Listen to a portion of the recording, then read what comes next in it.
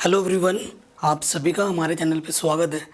आज के इस वीडियो में हम Hindi medium class 10 mathematics chapter number 1 से लेकर चैप्टर नंबर 15 तक के जितनी भी मोस्ट इम्पॉर्टेंट एमसीक्यूज हैं, है ना, बहुविकल्पीय प्रश्न हैं जो कि बोर्ड एग्जाम में पूछे जाते हैं। मैंने कोई हाई फाई क्वेश्चन नहीं रखे हैं, ऐसे क्वेश्चन को रखे हैं जो बोर्ड एग्जाम में पूछे जाते हैं। और बोर्ड एग्जाम में ज़्यादा टफ क्वेश्चन कभी नहीं आता, मीडियम रेंज के क्वेश्चन आते हैं, बहुत सिंपल।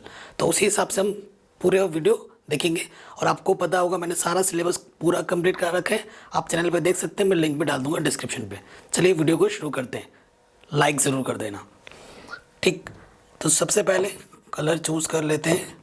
हाँ, पहला क्वेश्चन, ये क्वेश्चन गारंटेड है, ऐसा क्वेश्चन आपको बोर्ड एग्जाम में ज़रूर मिलेगा। मैंने उसी टाइप के क्वेश्चन को ही सेट किया है जो बोर्ड एग्जाम में पूछे जा रहे हैं। कह निम्न में परिमेय संख्या कौन सी है? परिमेय संख्या, तो देखो ये क्या है, अगर कोई अभाज्य संख्या आप लिखोगे, ठीक है, कोई भी अभाज्य संख्या है और उसके ऊपर अंडर लगता है तो वो क्या हो जाता है? अपरिमेय। वो क्या हो जाता है? अपरिमेय।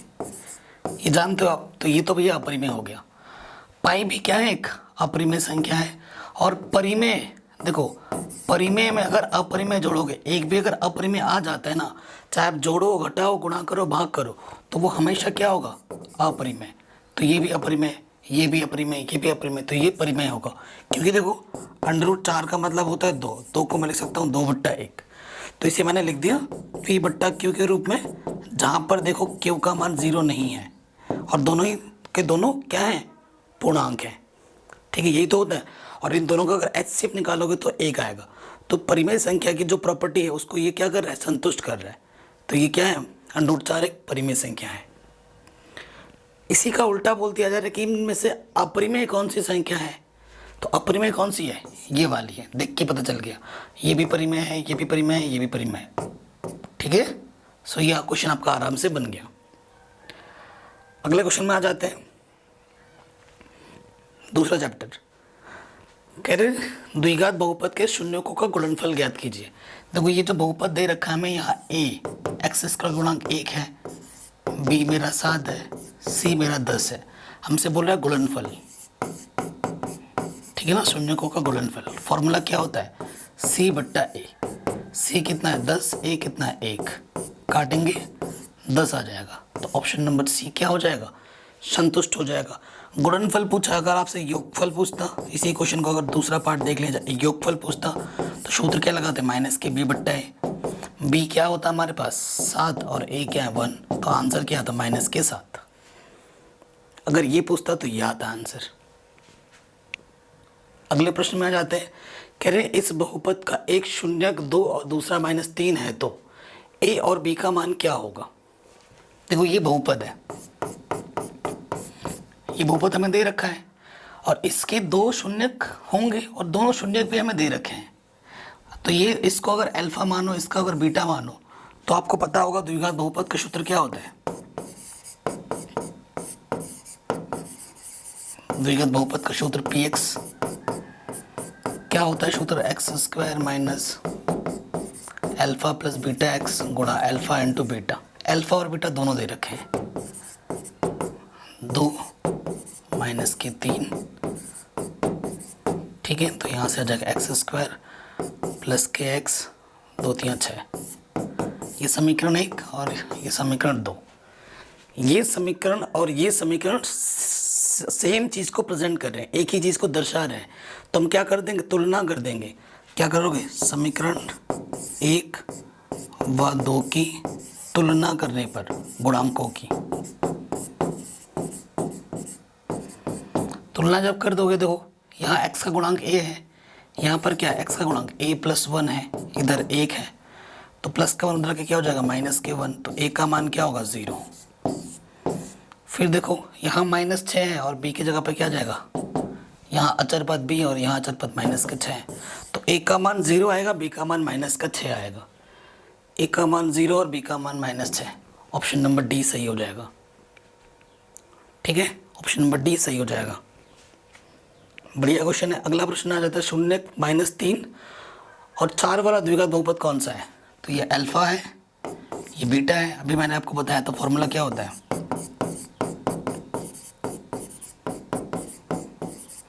मान रख दो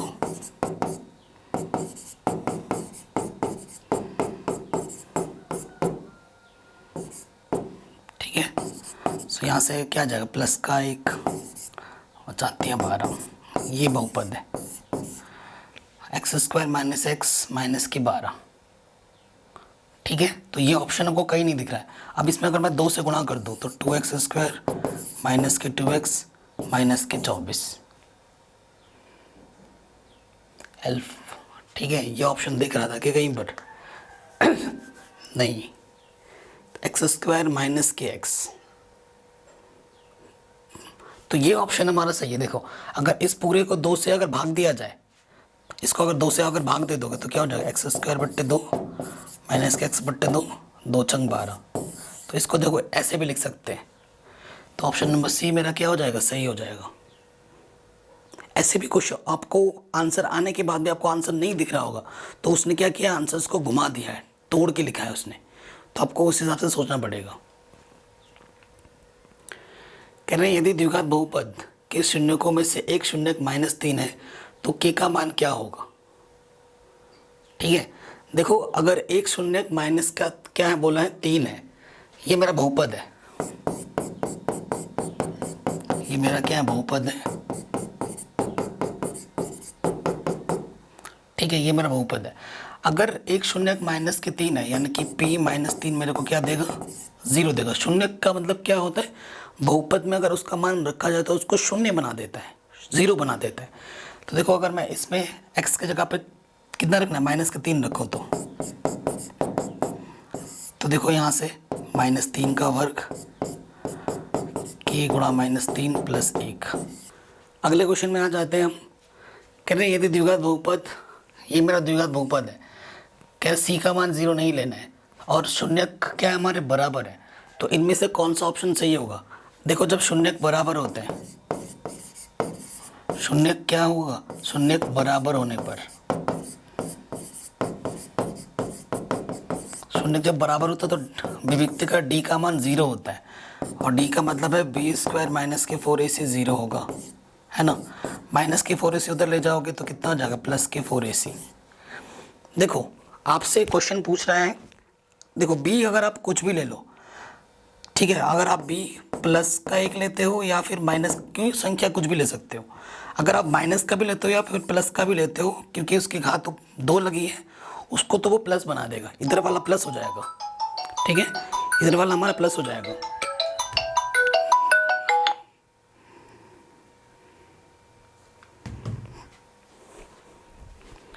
सॉरी फोन आ गया था। अब इधर वाला तो मेरा प्लस हो गया, अब लेफ्ट में आ जाओ, सॉरी राइट में आ जाओ, इधर मेरा प्लस आएगा। अब ये प्लस है, किसको हल करके भी इस तरफ, क्योंकि बराबर का चिन्ह लगाए, अगर इधर प्लस आ रहा है तो मुझे इधर भी प्लस लाना है, तो ये तो प्लस है। अब इन दोनों के गुणा करने पे प्लस आना चाहिए। प्लस कब आएगा, जब ए भी प्लस का होगा, सी भी प्लस का होगा, या फिर ए भी माइनस का होगा, सी भी माइनस का होगा। माइनस गुणा माइनस प्लस होता है ना। तो दोनों समान चिन्ह के लेने पड़ेंगे, ए और सी को। अब ऑप्शन पे आ जाओ, सी और ए एक ही चिन्ह के हैं, तो ऑप्शन नंबर सी सही हो जाएगा। ठीक है, इस तरीके से ये वाला क्वेश्चन आराम से बन गया। अगले क्वेश्चन में आते हैं, यदि रैखिक समीकरणों का युग्म संगत है, तीसरे चैप्टर का क्वेश्चन है, तो आलेख कैसा हो सकता है। संगत, देखो संगत कब होता है, संगत कब होगा, जब प्रतिच्छेद करती हुई रेखा होगी और जब एक रेखा के ऊपर दूसरी रेखा ऐसे जा रही होगी। तो ये क्या होता है, ये हो गया आपका क्या, इसे क्या बोलते हैं, कोइंसिडेंट, है ना, समपाती रेखा बोलते हैं। तो समपाती और प्रतिच्छेद जब एक हल होता है और जब अनेक हल होता है, जब हल हो रहा होगा तब संगत होता है, जब हल नहीं होता है तो संगत नहीं होता है। ठीक है, तो हल कब होगा, जब प्रतिच्छेद करती रेखा होती है और जब समपाती रेखा होती है। तो प्रतिच्छेद या समपाती, ठीक है, ये ऑप्शन सही हो जाएगा, ये वाला ऑप्शन नंबर सी। आगे बढ़ते हैं। कहते समीकरण ये दे रखा है, ये समीकरण कैसा है वो आपको बताना है। देखिए यहाँ से a1 कितना है मेरे पास, x का गुणांक 1, b1 कितना है 2, c1 कितना है 5, a2 कितना है -3, b2 कितना है -6 और c2 कितना है 1। तो देखो a1 बट्टा a2 निकालते हैं, वो आ जाएगा 1 बट्टे -3, और इधर निकाल लेता हूँ मैं b1 बट्टा b2, 2/-6 यानी 2 1 कम 2 2 3 6, ये भी आ गया 1/-3। C1/C2 निकालो 5/1। तो आप देखोगे ये चीज़ और ये चीज़ बराबर है, परंतु ये बराबर नहीं है। तो ये लिखेंगे चूँकि A1/A2 बराबर है B1/B2 पर बराबर नहीं है C1/C2। तो ये कौन सी कंडीशन को प्रदर्शित करता है? समांतर रेखा को। समांतर रेखा कभी आपस में कटती ही नहीं है ना, नहीं कटती है। जब प्रतिच्छेदी नहीं करेगी तो कोई हल ही नहीं होगा। तो ये क्या होगा? का कोई हल नहीं है। डी ऑप्शन सही हो जाएगा, कोई हल नहीं है भाई इसका, क्योंकि ये कंडीशन आ गई। ठीक है, ये वाली कंडीशन आती तो केवल एक हल होता, एक हल। ठीक है, और तीनों बराबर जब हो जाते हैं, जब तीनों बराबर हो जाते हैं तो अनेक हल होता है। क्या होता है? अनेक हल, अपरिमित रूप से अनेक हल। अगला क्वेश्चन है, कह रहे के किस मान के लिए समीकरण ये और ये समपाती रेखाएं, समपाती रेखाएं का मतलब A1/A2, B1/B2 और C1/C2 के मान बराबर होंगे। ठीक है, तो देखो A1 कितना है मेरे पास 3, B1 कितना है -1 और C1 कितना है 8, A2 कितना है 6, B2 कितना है y का गुणांक -k और C2 कितना है -16। चूँकि A1/A2 3/6, B1/B2 -k ये चीज़ और C1/C2 कितना है 8/-16। 8 कम 8 दूनी 16, 3 कम 3 3 दूनी 6। ठीक है, कहीं गड़बड़ी तो नहीं की, सही किया। और ये चीज़ अब देखो,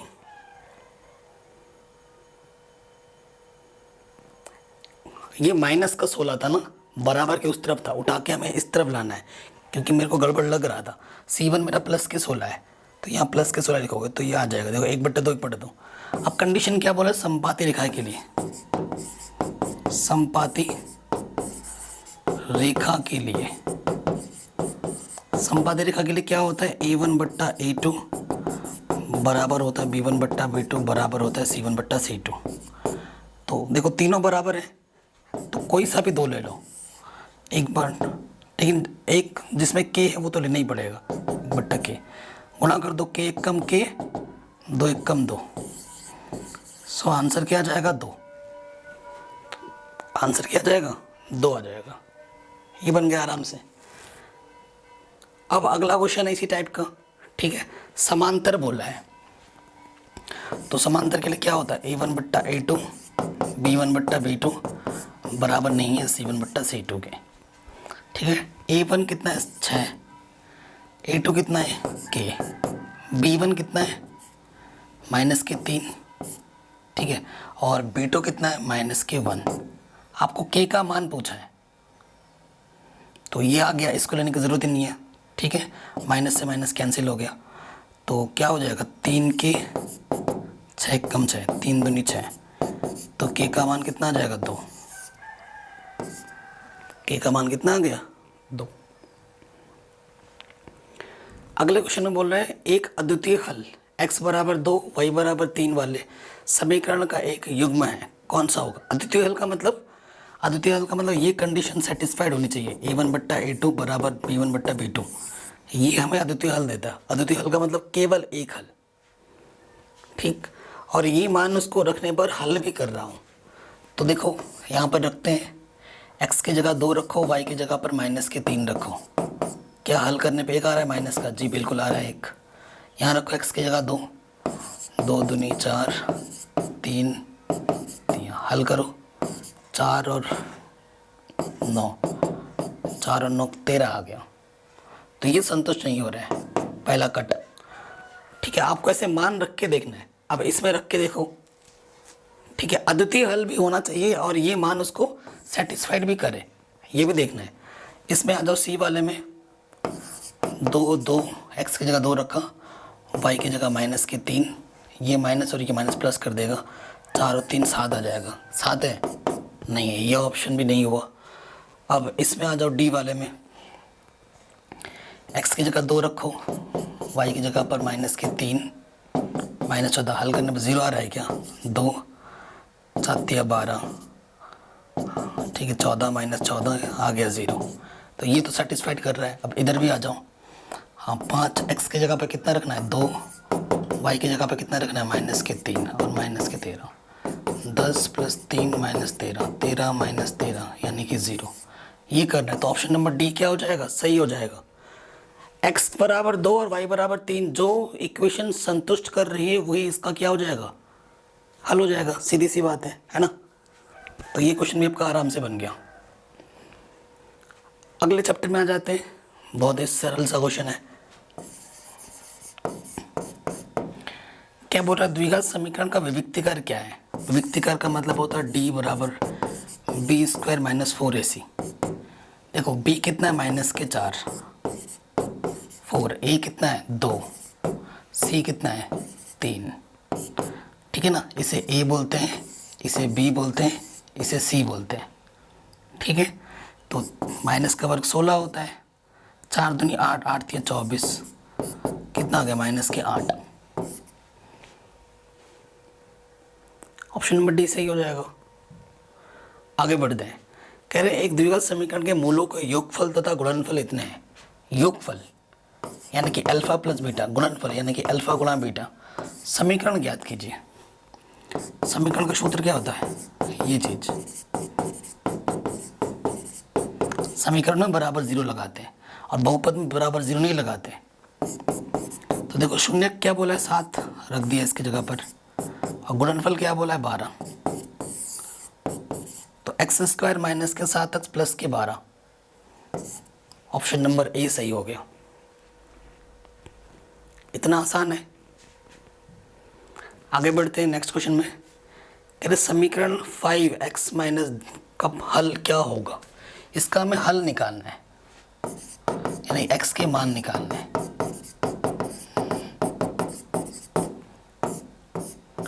ठीक है, काट के 5 × 5, 5 × 5। तो यहाँ से देखो आपको पता होगा सूत्र a minus B, a plus B क्या होता है? a का वर्ग माइनस b का वर्ग। यहाँ से हो जाएगा a का वर्ग माइनस b का वर्ग। तो x² यहाँ से आ गया 25, 25 उधर जाके क्या हो जाएगा? प्लस का हो जाएगा। ठीक है, इसका मान क्या आ गया? 36।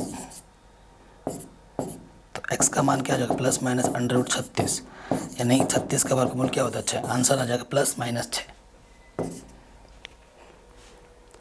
ठीक है, ऑप्शन नंबर सी सही हो जाएगा। तो ये क्वेश्चन भी हमारा बन गया आराम से। आगे बढ़ते हैं। कह रहे ये द्विघात समीकरण है, ये हमारा द्विघात समीकरण में x का मान 2 या -1 है तो m का मान क्या होगा? ठीक है, m का मान क्या होगा? ये अल्फा है, ये आपका बीटा है। इस क्वेश्चन को करने के ना बहुत से तरीके हैं, तो जो आसान है वही मैं बता रहा हूँ। देखो यहाँ a के प्लेस पे m है, b के प्लेस पे 3 है और c के प्लेस पे 2 है। शून्यकों का योगफल या शून्यकों का गुणनफल ले लो। शून्य का गुणनफल अल्फा गुणा बीटा क्या होता है? c/e। अल्फा कितना है? 2, बीटा कितना है? -1/2, c कितना है? 2, a कितना है? m। 2 से 2 कटा, m एक कम -m 2, माइनस को उधर ले जाओ, m का मान क्या जाएगा? -2। ऑप्शन नंबर डी क्या हो गया? सही हो गया, एकदम हल हुआ। कह रहे एक वर्ग समीकरण के मूल्य 4 और -3 है तो समीकरण कौन सी होगी? अभी मैंने बताया था ये अल्फा है, ये बीटा है, समीकरण निकालना है।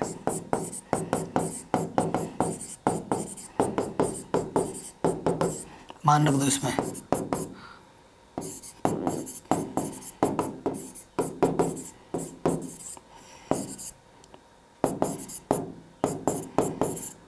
ठीक है, x² माइनस के एक्स माइनस के 12, x² - के x नहीं है तो 4 से गुणा करेंगे, नहीं बन रहा है।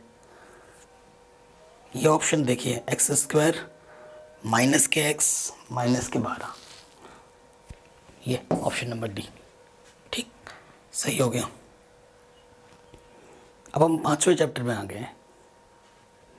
ठीक, 5वें चैप्टर में आ गए हैं तो प्रश्न क्या बोल रहा है, ए पी का 30वां पद क्या है। देखो यहाँ ए कितना है, प्रथम पद 10, डी क्या है, द्वितीय पद माइनस प्रथम पद माइनस के 3, 30वां पद निकालना है। ठीक है, 30वां पद निकालना है। तो 30वां पद का मतलब क्या होता है, ए प्लस 29 डी, है ना। जितना होता है कम करके लिखते हैं, शॉर्ट ट्रिक। ए कितना है मेरे पास 10, 29, डी का मान कितना माइनस के 3, प्लस गुणा माइनस माइनस 9 27, हासिल लगा 2, 3 दूनी 6 और 2 8, तो यह आ जाएगा माइनस के 77। ठीक है, ऑप्शन नंबर सी सही हो गया। एनसीईआरटी का प्रॉब्लम है। अगला क्वेश्चन बोल रहा है किसी एपी में डी का मान -4 है, एन का मान 7 है और एन 4 है, तो ए का मान क्या होगा। आपको सूत्र पता है। देखो एन कितना दे रखा है 4, ए निकालना है, एन दे रखा है एन दे रखा है 7 और डी कितना दे रखा है -4। 7 में से क्या 6, 6 चक्कू 24 माइनस का, माइनस के 24 इधर रखिए क्या हो जाएगा प्लस के 24, तो ए का मान क्या आ जाएगा 28। ऑप्शन नंबर डी क्या हो गया सही। कह रहे ए 18 और ए 24 32 है। कह रहे हैं उस एपी का सर्वांतर ज्ञात कीजिए, डी ज्ञात करना है। ए 18 का मतलब होता है ए प्लस 17 डी और ए 14 का मतलब होता है ए प्लस 13 डी। 32 ए प्लस का माइनस का घटा, 17 में से 13 घटाएंगे कितना आ जाएगा 4 डी, 4 8 32, तो डी का मान क्या जाएगा 8। ठीक है, डी का मान क्या आ गया 8। अगला क्वेश्चन है कह रहे एपी का, ये एपी का है, अंत से 11वां पद याद करना है, अंत से।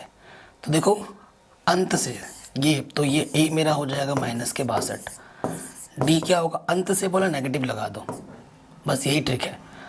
दूसरे पद में से प्रथम पद घटाऊं तो आएगा -3 हो जाएगा +3। ठीक है, 11वां पद निकालना है, ए 11 यानी कि ए प्लस 10 डी।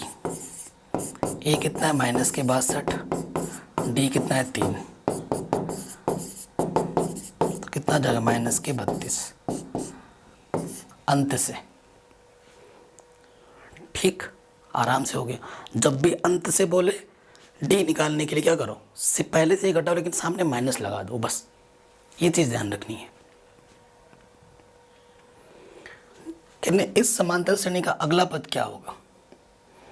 देखो इनके बीच का डिफरेंस कितना है 6 है, 6 है, तो 22 में और 6 जोड़ दो कितना हो जाएगा 28। तो ये तो करने की भी ज़रूरत नहीं पड़ी है ना, आराम से हो गया। हमें अंतर पता चला, वो अंतर आगे जोड़ दिया, आंसर आ गया। कह रहा है हमारे पास एक त्रिभुज है ए बी सी और पी क्यू आर। ठीक है, तो इन दोनों त्रिभुजों में संगत भुजाओं का अनुपात, देखो तीनों भुजा ए बी बट्टा क्यू आर, ए बी बट्टा क्यू आर, बी सी बट्टा पी आर, सी ए बट्टा पी क्यू है। ठीक है, तो देखो ढंग से त्रिभुज दोनों तो समरूप होंगे, लेकिन कैसा होगा वो ज़्यादा ज़रूरी है कि कौन सा होगा। देखो ए बी बट्टे क्यू आर, ठीक है, तो ए बी बट्टा क्यू आर यानी कि क्यू से स्टार्ट होगा। ठीक है, एक फिर क्या है बी सी बट्टा पी आर, ये दूसरे नंबर पे आ रहा है। ठीक है, और फिर सी ए बट्टा ये, तो कौन सा त्रिभुज समरूप होगा, ए बी सी समरूप होगा क्यू आर पी के। ठीक है, ए बी सी समरूप होगा क्यू आर पी के। अब ऐसा देखो कौन सा आ रहा है, अब इन 4 ऑप्शन में से आपको ढूंढना है कि कौन सा सही है। ए बी सी, यहाँ पर तो ए बी सी है, यहाँ लिखा है P Q R. P Q are तो ये वाला बिल्कुल नहीं होगा, ठीक है। फिर देखो क्या बोला, A B P Q R, P Q R समरूप। देखो पी क्यू आर किस किस बोल रहे, सी A B, C A B नहीं, ये भी नहीं होगा, क्योंकि जैसे भी लोग हैं ना, इधर 1 2 3 करके ले रहे हैं तो इधर से भी इसी हिसाब से लेना है। पहले इधर बोला सी बी है, सी बी है 3 2 1, और इधर बोल रहे हैं P Q R, P Q are 3 1 2, 3 1 2, ये भी नहीं हुआ। फिर इधर आ जाओ, बी सी ए, बी सी ए तो 1 2 3, ठीक है। इधर आ जाओ, P Q R, P Q are 3, ठीक है। तो देखने के पश्चात हमें क्या पता चल रहा है कि जो पहला ऑप्शन है वो सही है, पी क्यू आर। देखो पी क्यू आर 3 1, ठीक है। और फिर क्या, सी A B, C A B 3 1, ठीक है। तो ये ऑप्शन नंबर 1 सही हो जाएगा। आगे बढ़ते हैं। कह रहे हैं यदि त्रिभुज, इसमें और भी क्वेश्चन इंपॉर्टेंट है, और भी इम्पोर्टेंट है कि अगर भुजाओं का अनुपात दे रखा है तो क्षेत्रफल का अनुपात क्या होगा, है ना। वो क्वेश्चन इसमें लिया नहीं है। अगर सपोज करो 2 त्रिभुज हैं, ए बी सी समरूप है पी क्यू आर के, है ना, इनकी भुजाओं का अनुपात दे रखा है, जैसे कि 4:9 है, तो क्षेत्रफल का अनुपात क्या होता है, बस बर कर दो, 4 का वर्ग 16, 9 का वर्ग 81, तो 16:81, ये भी आंसर होगा। ऐसे क्वेश्चन भी आएंगे, ठीक। अगला क्वेश्चन में आ जाऊँ, कह रहे हैं 2 त्रिभुज ए बी सी और डी एफ में, ए बी सी और D E F, D E F संगत भुजा ए बी बट्टे डी ई और बी सी बट्टे एफ डी ये बराबर है, तो कौन सा कोण बराबर होगा आपस में, ये बताना है। यहाँ पर सबके सामने कोण का निशान है, ठीक है। तो ए बी बट्टा, देखो ए बी और बी सी और ये आपस में बराबर है, ठीक है। तो कौन सा ऑप्शन सही हो जाएगा, ये तो भुजा बराबर है, ये 2 भुजा बराबर है, तो ये वाला जो कोण है बी बराबर डी हो जाएगा, ठीक है। बी और डी आपस में क्या हो जाएंगे, बराबर हो जाएंगे।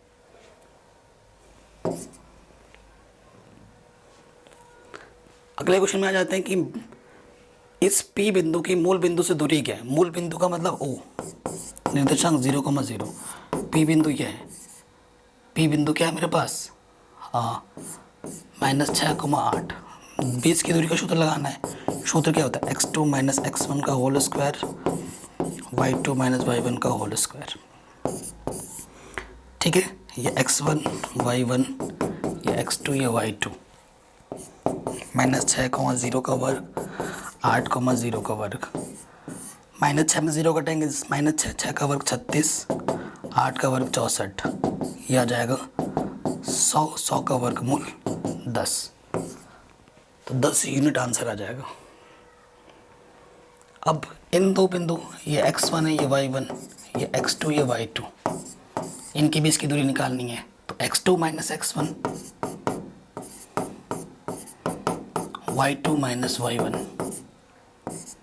-5 में 0 कटेगा, -5 का वर्ग 25, -5 का वर्ग 25, ठीक है, 50, ठीक है। तो इसको लिख सकता हूँ 25 × 2, तो 25 का वर्गमूल 5, इसका वर्गमूल नहीं आएगा तो 5√2।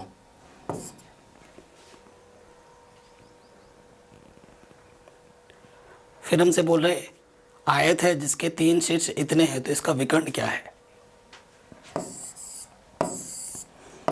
ए ओ बी सी, ए दे रखा है, ठीक है, ओ दे रखा है, फिर बी दे रखा है, सी नहीं दिया हुआ है। इसका विकर्ण पूछ रहा है, इसका विकर्ण, दोनों विकर्ण की लंबाई बराबर होती है, तो विकर्ण पूछा है। ए बी निकाल दो, ए और बी के बीच की दूरी, ये x1 है, ये y1, ये x2 है, ये y2। सूत्र x2 माइनस x1 का स्क्वायर y2 माइनस y1 का स्क्वायर। 5 में 0 कटेंगे, 5 का वर्ग 25 प्लस 9 √34। Option number C. ठीक है, ये क्वेश्चन भी हो गया आराम से। फिर हमसे बोला यदि बिंदुओं इसको मिलाने वाले रेखाखंड का मध्य बिंदु ये है तो ए का मान ज्ञात कीजिए।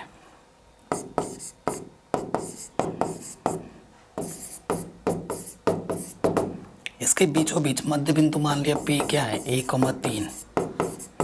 ठीक है, ये मध्य बिंदु है तो ए का मान ज्ञात करना है। ठीक है, मध्य बिंदु किसका है, आर क्यू का। तो सूत्र क्या होता है, x1 प्लस x2 बट्टे 2 y1 प्लस y2 बट्टे 2। ठीक, x1 कितना है मेरे पास, ये x1 है, ये y1, ये x2 है, ये y2। माइनस के 2 माइनस के 6 बट्टे 2, y1 है 3, y2 है 5 बट्टे 2। माइनस 6 माइनस 2 माइनस के 8, 8 बट्टे 2 माइनस के 4। 5 और 3 8, 8 को 2 से भाग दोगे 4 आ जाएगा।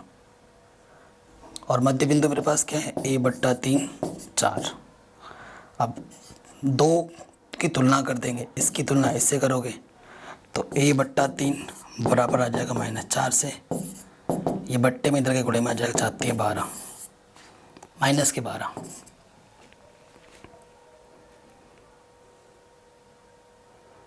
ठीक है, माइनस के 12 सही हो गया हमारा ये आंसर। आगे वो आते हैं, कह रहे बिंदु ए और बी को मिलाने वाले रेखाखंड के लंब सम द्विभाजक पर स्थित एक बिंदु है। ए और बी, ये ए है, बस क्वेश्चन को घुमा दिया गया है शब्दों में, और ये बी है। लंब सम द्विभाजक, ये वाला बिंदु निकालना है। द्विभाजक का मतलब 2 समान हिस्सों में बांट रहा है, यानी कि ये बिंदु का क्या होगा, ये क्या कौन सी बिंदु है, ये बिंदु है मध्य बिंदु। ठीक है, तो x निकालने का सूत्र क्या होता है, x1 प्लस x2 बट्टे 2, x1 है -2, x2 है प्लस के 2 बट्टे 2, 0/2 0। ठीक है, x का मान 0 आया, y निकालो। y1 कितना है, माइनस के 5, y2 कितना है, प्लस के 5, 0/2 0। सो आंसर आ जाएगा x का मान 0, y का मान 0, 0,0। अगले क्वेश्चन में आ जाते हैं, इसका मान हमें ज्ञात करना है। तो यहाँ है sin square theta, 1 + tan square theta क्या होता है, sec स्क्वायर थीटा। सूत्र का खेल है बस। अब सूत्र आपको अच्छे से याद नहीं होगा तो आपको दिक्कत आएगी। 1/sec ऊपर जाके क्या हो जाता है, cos स्क्वायर, और sin स्क्वायर प्लस cos का थीटा का मान कितना होता है, 1। ऑप्शन नंबर डी सही हो जाएगा।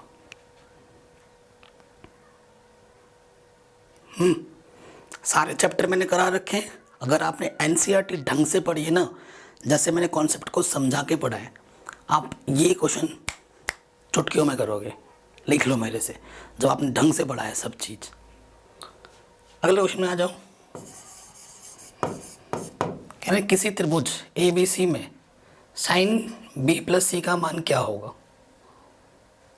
ठीक है, तो देखो त्रिभुज ABC है। अब ये त्रिभुज कुछ भी हो सकता है, लेकिन A + B + C का मान क्या होगा, 180 होगा। त्रिभुज के तीनों कोणों का मान 180 होता है। B + C बोला है, B + C बोला है, उधर जाएगा 180 माइनस के A होगा। अब इधर क्या लगाना है, साइन लगा दो दोनों तरफ। sin B + C sin 180 minus के A। तो देखो अगर 90 होता तो cos हो जाता, लेकिन यहाँ 180 है और 180 में से A घटाएं तो sin A ही आता है। ये वाला एंगल ही रहेगा और ये वाला यही रहेगा, तो ऑप्शन नंबर A सही हो जाएगा, sin A। ठीक, अगले क्वेश्चन में आ जाते हैं।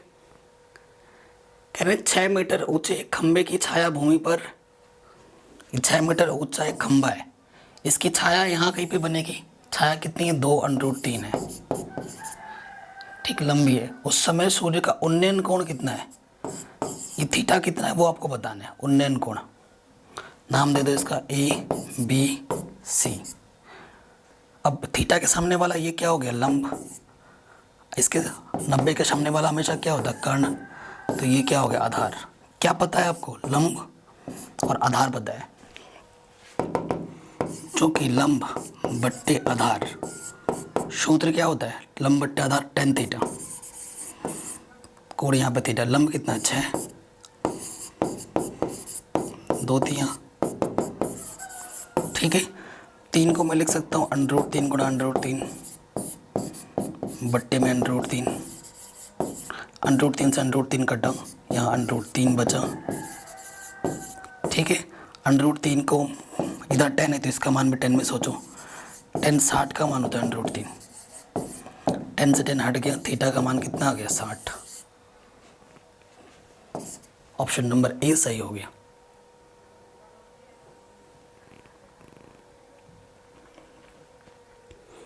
सिमिलरली नेक्स्ट क्वेश्चन है, कह रहे हैं यदि एक मीनार के पाद बिंदु से 200 मीटर की दूरी से उसका शिखर का उन्नयन कोण 30 है तो मीनार की ऊंचाई ज्ञात कीजिए।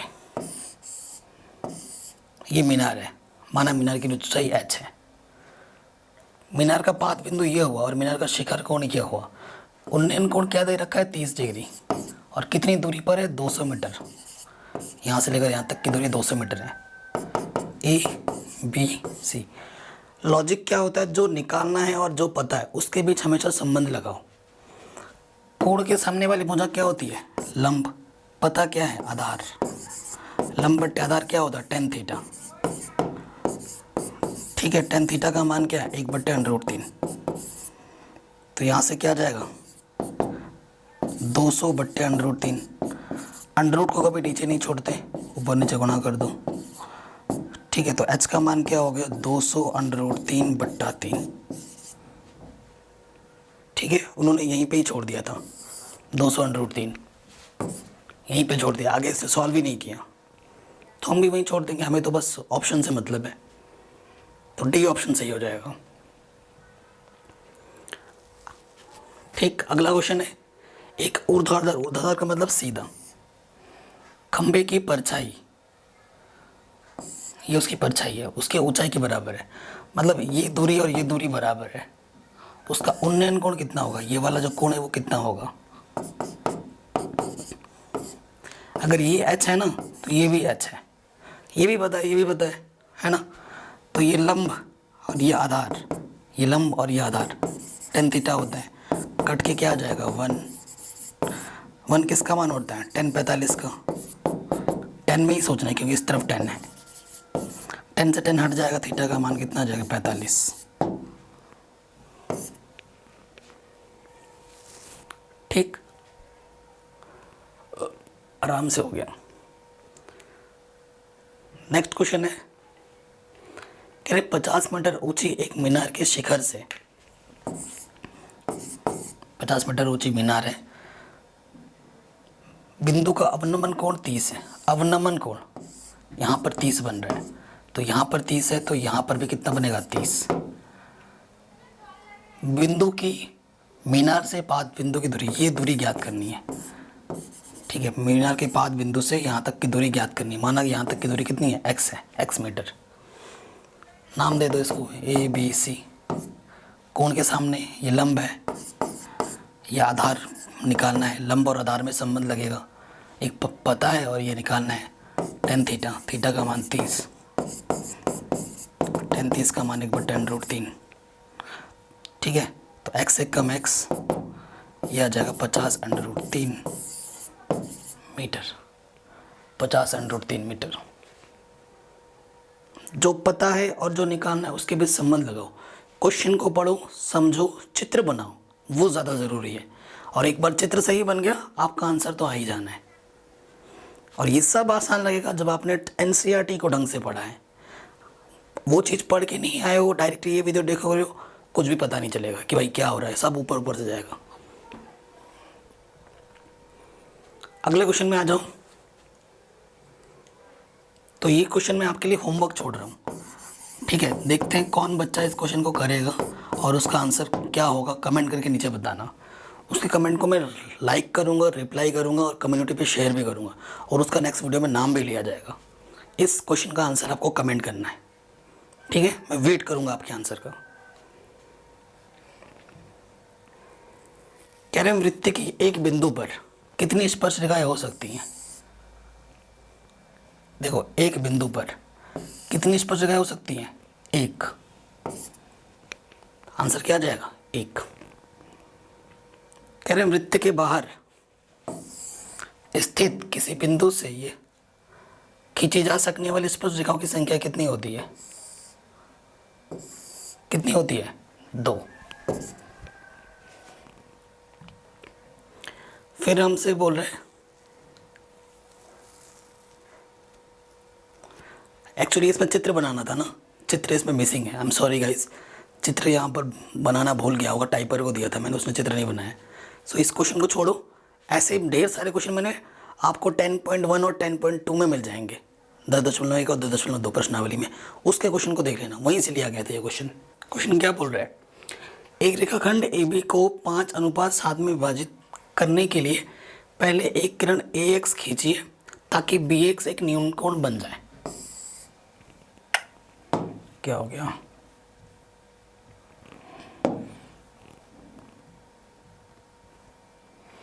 ठीक है। तो हमें पहले एक रेखाखंड हमारे पास AB है, हमें AX खींचना है, ठीक है। 5:7 टुकड़ों में विभाजित है। तो उसका सबसे क्या बोल रहे हैं, फिर खींचिए AX पर समान दूरियों पर, ऐसे करके खींचते हैं ना, ठीक है। समान दूरियों पर बिंदु अंकित किए जाएं ताकि इनकी न्यूनतम संख्या क्या हो। तो बस इनको जोड़ दो, 5 और 7 कितना हो जाएगा, 12। ऑप्शन नंबर डी सही हो जाएगा, एकदम हलवा। अगला क्वेश्चन बोल रहे हैं 4 और 7, तो 4 और 7 को जोड़ देंगे 11, ठीक है। ये हो जाएगा आंसर, पढ़ लेना आप क्वेश्चन। अगला क्वेश्चन है, किसी वृत्त पर स्पर्श रेखाओं का एक ऐसा युग्म खींचने के लिए बीच का कोण 60 डिग्री हो, उन दोनों त्रिभुजों के सिरों पर स्पर्श रेखाएं खींचनी चाहिए जिनके बीच का कोण क्या होगा, ठीक है। सो देखो ये चीज़ है, ये मेरा एक बाह्य बिंदु डाला मैंने, ठीक। सो इनके बीच का जो कोण होगा वो 60 डिग्री होगा।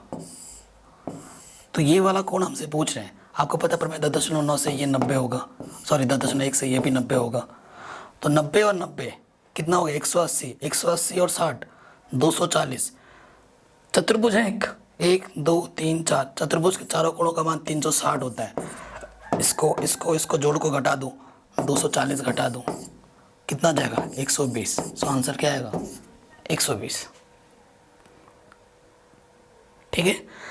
ये बन गया। अगला क्वेश्चन है, कह रहे हैं यदि एक वृत्त है, माना वृत्त की त्रिज्या r है, उसका परिमाप और क्षेत्रफल संख्यात्मक रूप से बराबर है।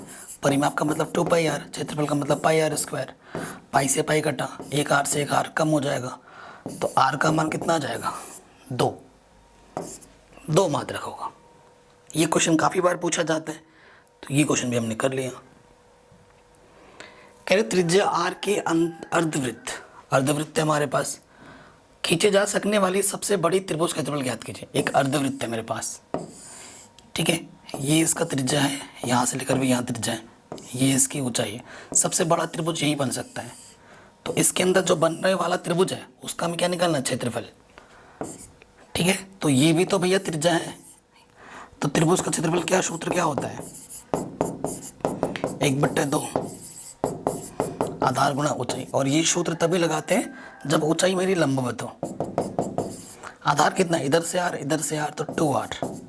ऊंचाई कितनी है, r, 2 से 2 कैंसिल, r², ठीक। ये क्वेश्चन बन गया।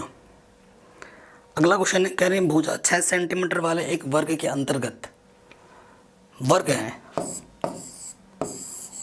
ठीक है, 6 सेंटीमीटर वाला, खींचे जा सकने वाली वृत्त का क्षेत्रफल ज्ञात कीजिए। इसके अंदर एक वृत्त अगर जो बनेगा उसका हमें क्या निकालना है, क्षेत्रफल निकालना है। तो देखो यहाँ से यहाँ तक भी तो 6 होगा, क्योंकि ये 6 है, तो त्रिज्या कितनी हो जाएगी मेरी, त्रिज्या r, ये व्यास है, व्यास का आधा 3 सेंटीमीटर। क्षेत्रफल का सूत्र क्या होता है? पाई आर स्क्वायर। r का मान 3 है, 3 3 9, 9 पाई आ जाएगा आंसर, 9 पाई centimetre square. Option number D सही हो जाएगा। ठीक है, ये क्वेश्चन बन गया। अगला बोल रहे हैं त्रिज्या 8 सेंटीमीटर वाले वृत्त के अंतर्गत, 8 सेंटीमीटर वाले वृत्त के अंतर्गत खींचे जा सकने वाली वर्ग का क्षेत्रफल क्या होगा?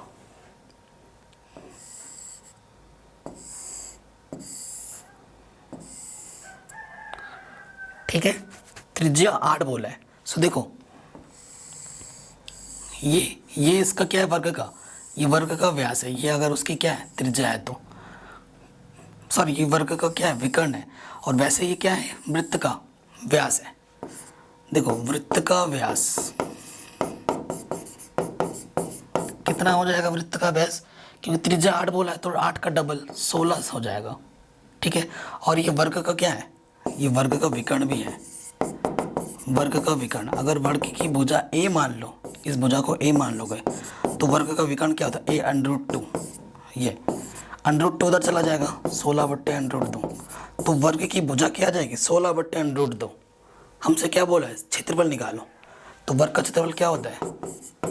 भुजा का वर्ग, यानी कि भुजा गुणे भुजा। भुजा कितना है? 16√2, 16√2, 16 गुणा 16, √2 गुणा 2, 2 8 16, 8 छंग 48, हासिल लगा 4, 8 एकम 128 आ जाएगा।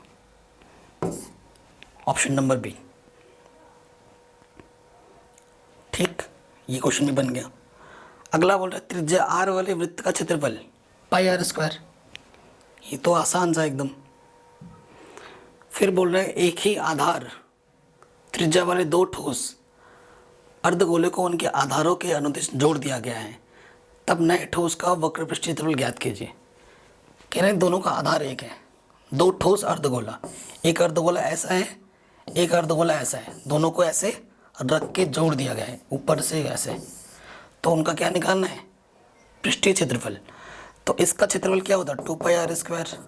इसका क्या होता है? 2 पाई आर स्क्वायर। दोनों को जोड़ दोगे क्या जाएगा? 4 पाई आर स्क्वायर। ठीक है, ये आ जाएगा आंसर। कह रहे त्रिज्या 8 सेंटीमीटर और ऊंचाई h सेंटीमीटर एक लंबवृत्तीय बेलन में, बेलन है ऐसा। ठीक है, बेलन की जो ऊंचाई है वो h है और त्रिज्या क्या है? r है। ठीक है, इसके अंदर समावेशित होने वाले गोले का व्यास क्या होगा? देखो एक गोला डालना है इसके अंदर, इसी त्रिज्या वाले का गोले का व्यास पूछा है। देखो इसकी त्रिज्या r है तो व्यास क्या होता है? त्रिज्या के डबल, तो 2r सेंटीमीटर होगा। सीधी सी बात है। अगला क्वेश्चन हमसे पूछ रहा है एक ठोस एक आकार से दूसरे आकार में बदलने पर क्या नियत रहता है? मतलब उसका आकार, उसका आयतन क्या होता है? वही रहता है। देखो तुम्हारे पास एक मिट्टी थी, तुमने उसी मिट्टी से तुमने गोला, मतलब गोला बनाया, उसी मिट्टी से तुम शंकु बना रहे हो, तो मिट्टी तो वही थी ना, मिट्टी तो बदली नहीं। तो आयतन वही रहता है, बस आकार बदल जाते हैं, लेकिन आयतन हमेशा नियत रहता है, बराबर रहता है। अगला क्वेश्चन बोल रहा है विमा इतने इतने घनाभ के आकार के लोहे के किसी ठोस टुकड़े को पिघलाकर एक ठोस गोले के रूप में ढाला जाता है, गोले की त्रिज्या क्या होगी? ठीक, देखो ये लंबाई है, ये चौड़ाई है, ये ऊंचाई है। इससे हमें क्या बनाया जाता है? एक गोला। क्या बनाया गया? गोला। तो इसका आयतन बराबर इसका आयतन है ना, तो इसका आयतन का सूत्र क्या होता है? लंबाई गुणे चौड़ाई गुणे ऊंचाई, और इसका होता है 4/3 पाई आर क्यूब। अगर इसकी त्रिज्या आर है तो गोले की त्रिज्या ही निकालनी है हमें। ठीक है, ये बट्टे में है तो ये गुणे में आ जाएगा, और गुणे में है तो ये बट्टे में आ जाएगा। तो यहाँ से रहा पाई आर क्यूब, काटेगा क्या? 4 छंग 24। ठीक है, ये 6 आ गया, पाई नहीं है ना, तो यहाँ से क्या आ गया 49 गुणे 33 और ये 6×18। ठीक है, पाई का मान क्या होता है 22/7। यहाँ पर क्या है 22/7, 7 इधर आ जाएगा गुणे में, 22 आ जाएगा बट्टे में, और यहाँ आ गया r3। हल करना है बस अब। 11 दूनी 22, 11 तिया 33। ठीक है, और कटेगा 2 9 18। ठीक, तो देखो मैं लिख सकता हूँ ये 9 को 3 लिखिए याद, 9 3 27 को 3 का घात 3, और इसको मैं लिख सकता हूँ 7 की घात 3, और इधर है r की घात 3। ये हो जाएगा 7 या 21, 21 की घात 3 और ये r3। तुलना कर दूंगा तो r का मान कितना आ जाएगा 21। r का मान कितना आ जाएगा 21। आगे बढ़ते हैं। अगला क्वेश्चन है आधार का व्यास 2 सेंटीमीटर है, ऊंचाई 16 सेंटीमीटर है। धातु के एक ठोस बेलन को, बेलन है ठीक है, व्यास 2 सेंटीमीटर दे रखा है, यानी कि त्रिज्या 1 सेंटीमीटर है। ठीक, ऊंचाई मेरी 16 सेंटीमीटर है h को पिघलाकर समान माप के बाद ठोस गोले बनाए जाते हैं। प्रत्येक गोले का व्यास ज्ञात कीजिए। ठीक है, गोले बनाया जाए, इसको पिघलाकर आपको गोला बनाना है, तो गोले का क्या निकालना है व्यास, माना इसकी त्रिज्या r है। तो बेलन का आयतन क्या होता है पाई r² h, इसका होता है आयतन 4/3 पाई r3। पाई से पाई कटा, r का मान 1 है, h का मान 16 है। ठीक है, 4 चक्को 16, 4 12। ठीक है, ये आ गया। सो क्या हो जाएगा देखिए 12, सही कह रहे हैं ना। धातु के एक ठोस गोले को पिघलाकर समान माप के 12 अच्छा 12 ठोस गोले बनाए, ये तो मैंने देखा नहीं 12, तो यहाँ 12 से गुणा करना पड़ेगा। 12 1 कम 12, तो 1 को मैं लिख सकता हूँ 1 की घात क्यूब, r के लिख सकता हूँ r3। तुलना करूँगा तो r का मान क्या आ जाएगा 1, और हमें क्या निकालना है व्यास। त्रिज्या 1 है तो व्यास क्या हो जाएगा, त्रिज्या का डबल 2 सेंटीमीटर आ जाएगा, ऑप्शन नंबर सी। ठीक है, ऐसे 12 गोले बनाए जाते हैं। तो 12 से गुणा करना भूल गए थे, कर दिया, आंसर आ गया। अगला क्वेश्चन है 8 संख्याओं का समांतर मध्य 12 है, 9वीं संख्या अपठनीय है। यदि सभी 9 संख्याओं का समांतर मध्य 18 हो तो अपठनीय संख्या कौन सी होगी। तो देखो क्या करना है, 8 संख्याओं का समांतर माध्य क्या है 12 है, तो संख्याओं का योग क्या हो जाएगा, संख्याओं का योग कितने का 8 का, 8 संख्याओं का योग, तो 12 गुणे 8, 12 8 96 आ जाएगा। ठीक, फिर क्या बोल रहे हैं, और 9वीं संख्या क्या है, यदि सभी 9 संख्याओं का समांतर माध्य 18 है तो 9 संख्याओं का योग 9 गुणा 18 गुणा कर देंगे, तो 9 8 72, हासिल लगा 7, 9 1 कम 9, 9 8 7 कितना हो जाएगा 16, 162। अब आपको क्या करना है, इस बड़े वाले में से इस छोटे वाले को घटा देना है, आपको आंसर मिल जाएगा। तो 162 में से आपको 96 माइनस कर देना है। एक्चुअली ये क्वेश्चन ना मिस प्रिंटिंग है, सॉल्यूशन का मेथड तो बता दे रहा हूँ लेकिन आंसर देखना नहीं आएगा, क्योंकि क्वेश्चन मिस टाइप हुआ है। क्वेश्चन कैसे करना है वो आपको बता दे रहा हूँ। अब 2 आ जाएगा, 16 में से 9 घटाओगे तो यहाँ से क्या जाएगा 7, 72 आएगा, लेकिन ये 72 आंसर होगा ही नहीं, दिया नहीं होगा। क्यों, क्योंकि यहाँ पर क्वेश्चन का टाइप गलत हुआ है, ये 18 नहीं होगा, कुछ और होगा यहाँ पर, है ना। तो जिसने भी टाइप किया उसने बहुत मिस्टेक की है, सो आई एम सॉरी गाइस। अगला क्वेश्चन आते हैं, जो ये कुछ संख्याएं में दे रखी हैं, इनमें से बहुलक कौन सा होगा। बहुलक का मतलब वो संख्या जो सबसे ज़्यादा बार आई है। 7 3 बार आया है और कोई संख्या ज़्यादा बार नहीं है, सबसे ज़्यादा बार 7 है, तो बहुलक क्या हो जाएगा 7। 1 नंबर में ऐसे ही क्वेश्चन आएंगे। अब इसका माध्यिका निकालना है। माध्यिका निकालने का मेथड क्या है कि सभी संख्याओं को बढ़ते हुए क्रम में रखो, 1 0 1 2 2, अच्छा फिर क्या है 2 के बाद कितना है 4, अच्छा ये तो 12 था ना, पहले 0 आएगा, फिर हाँ फिर 1 तो है ही नहीं यहाँ पर, मैं सॉरी गाइस, फिर से लिख रहा हूँ, 0 आ गया, ठीक है, फिर 2 आ गया, ठीक है, ये भी हो गया, 0 के बाद 2 आ गया, फिर 4 आ जाएगा, ठीक है, फिर 5 आ जाएगा, फिर 7 आ जाएगा, 5 हो गया, 7 हो गया, फिर कितना आ जाएगा, 9 आ जाएगा, ठीक है, 9 भी हो गया, फिर क्या आ जाएगा, 12 आ जाएगा, फिर 15 आ जाएगा, ठीक, ये चीज़ हो गई। इस तरफ 3 हो गए, इस तरफ भी 3 हो गए, क्योंकि समान है, सम संख्या है, ठीक है, दोनों तरफ 3 3 ले। अब इन दोनों को जोड़ दो, 5 और 7 जोड़ो और इसका आधा कर दो, तो 12/2, 2 छंग 12, आंसर कितना जाएगा, 6। तो आंकड़ों का जो माध्यक होगा वो कितना होगा, 6 होगा, ठीक है। आगे बढ़ जाते हैं नेक्स्ट क्वेश्चन में। असंभव घटना की प्रायिकता 0 होती है। ऐसी जो कोई घटना है ही नहीं उसकी प्रायिकता क्या होगी, 0। और संभव निश्चित घटना की प्रायिकता 1 होती है। कह रहे निम्नलिखित में से कौन सी किसी संख्या की प्रायिकता नहीं हो सकती। देखो प्रायिकता का जो मान होता है ना वो हमेशा 1 या 1 से छोटा होता है, 0 या 0 से बड़ा होता है। 1 से बड़ा कभी नहीं हो सकता, माइनस में नहीं हो सकता। तो प्रायिकता का मान 1 से छोटा है, ये हो सकता है, ये भी हो सकता है, ये भी हो सकता है, ये नहीं हो सकता, नेगेटिव। कह रहे यदि किसी घटना की प्रायिकता p है तो उसकी पूरक घटना, यानी कि पूरक घटना का मतलब उसके ना होने की घटना क्या होगी।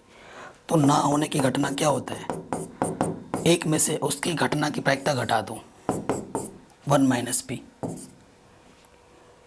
ठीक है। 1 में से उसकी होने की घटा दोगे तो ना होने की घटना निकल जाएगी। अगला क्वेश्चन है, 52 ताशों के गड्ढे में से एक ताश निकाला जाता है, इसके लाल रंग का मुख काट होने की क्या प्रायिकता है। देखो 52 ताश हैं, 26 लाल होते हैं और 26 काले होते हैं, ठीक है। इसमें भी 2 कैटेगरी हैं, इसमें भी 2 कैटेगरी हैं, और हर कैटेगरी में 3-3 मुख कार्ड होते हैं। इसमें 3, इसमें 3 मुख कार्ड का मतलब जिसमें चेहरे बने हुए होते हैं। लाल कार्ड वाले चेहरे कितने होंगे, लाल मुख कार्ड, अच्छा। तो संभव परिणाम कितने अच्छे हैं, प्रायिकता निकालनी है आपको। सूत्र क्या होता है, संभव परिणाम बट्टे कुल परिणाम। संभव परिणाम 6 है, कुल परिणाम 52 है। काटोगे इसको, किससे कटेगा, 3 दूनी 6, 3 दूनी 3 कम 3, ठीक है। 3 से कटेगा क्या, 3 से तो कटेगा ही नहीं, 3 से फालतू में काट रहा हूँ, 2 से काटो, 2 3 6, 2 दूनी 4, 2 छंग 12, फिर काटो 2 से, अब कटेगा 3 से, 2 3 6, 2 दूनी 4, 2 छंग 12, ठीक है। अब नहीं कटेगा, 3/26 हो जाएगा आंसर, 3/26। ऑप्शन नंबर ए क्या हो जाएगा, सही हो जाएगा।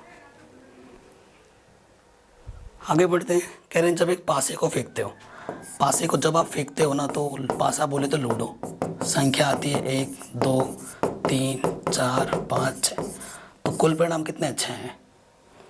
3 से छोटी एक विषम संख्या, 3 से छोटी विषम संख्या कौन सी है, 1, तो संभव परिणाम कितना है, 1, कुल परिणाम 6। 3 से छोटी विषम संख्या ना, तो संभव परिणाम 1 ही है, 1/6 आंसर आ जाएगा। अगले क्वेश्चन खत्म। तो इस तरीके से जो इम्पोर्टेंट क्वेश्चन है जो आपके बोर्ड एग्जाम में आ सकते हैं वो हमने डिस्कस कर लिया है, और चैप्टर वाइज इंपॉर्टेंट क्वेश्चन तो मैं आपको दे ही रहा हूँ, उसमें भी इस टाइप के क्वेश्चन रखूँगा मैं, 1 नंबर 2 नंबर 3 नंबर 4 नंबर सब।